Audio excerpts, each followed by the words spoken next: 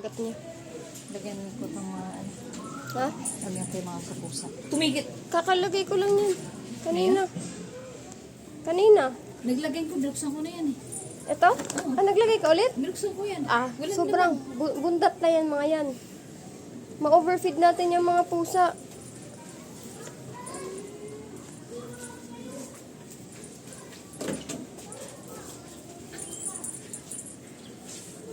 Huwag mo muna lagyan ng pagkain yung pusa ha. 2 beses na pa rin kumain ngayon.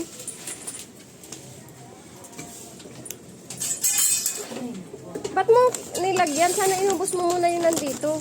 Alin? Wala nang laman. Ay, nilipat ko pala dun sa ano. Nilipat ko dyan oh, sa lagay ng kimchi. Binuksan mo, diba? Ano ko, ano ko? Ito, kakalagay ko lang noon. 4 na scoop pa nga eh. Sa akin, tamo, wala nang Hindi naman, ito na mga yan oh. Asan tayo, Marong? Get inside na, bebe. Dito sa tabi ko, ha? Kasi ginugulo ka na Inaaway ikaw ni Dex, Dex. Get inside na.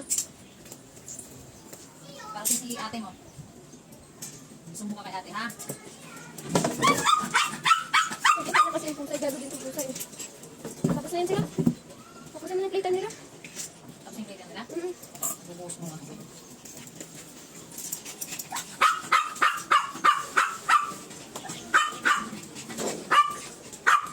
Maro, nabupul na yung ano mo.